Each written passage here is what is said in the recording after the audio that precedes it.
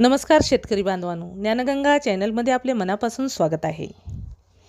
शेतकऱ्यासाठी अत्यंत महत्त्वाचा अपडेट आहे. पंतप्रधान नरेंद्र मोदी यांच्या अध्यक्षतेखाली झालेल्या केंद्रीय मंत्रिमंडळाच्या बैठकीत शेतकऱ्यांच्या हिताचा आज एक मोठा निर्णय घेण्यात आला आहे. सरकारने युरियासाठी राष्ट्रीय गुंतवणूक धोरण 2026ला मंजुरी दिली आहे.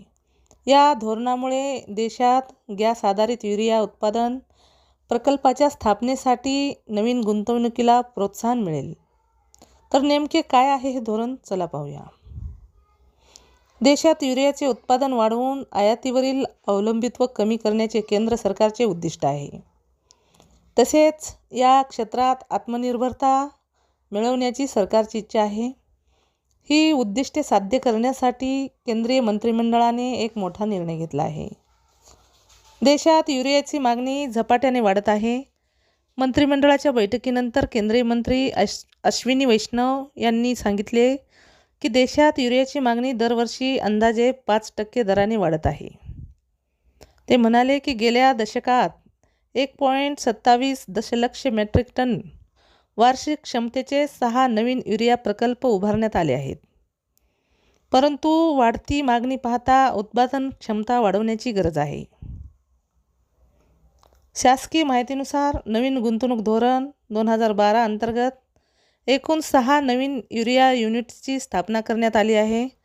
यामध्ये नामित सार्वजनिक क्षेत्रातील उपक्रमांच्या संयुक्त उपक्रम कंपन्यांमार्फत स्थापन झालेल्या 4 युरिया युनिट्स आणि खाजगी कंपन्यांनी स्थापन केलेल्या 2 युरिया युनिट्सचा समावेश आहे.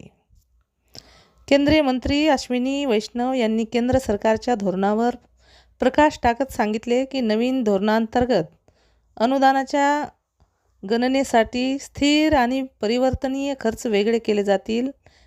या बदलामुळे खत प्रकल्पांच्या खर्चाचे अधिक पारदर्शक मूल्यांकन करणे शक्य होईल आणि गुंतवणूकदारासाठी एक स्पष्ट धोरणात्मक रचना तयार होईल.